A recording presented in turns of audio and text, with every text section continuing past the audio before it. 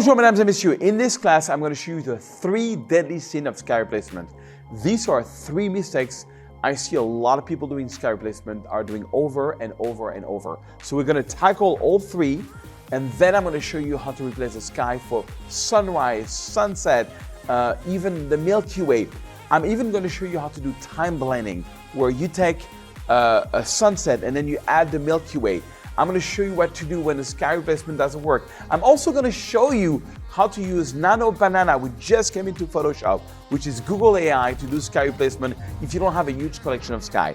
This class is the latest on sky replacement.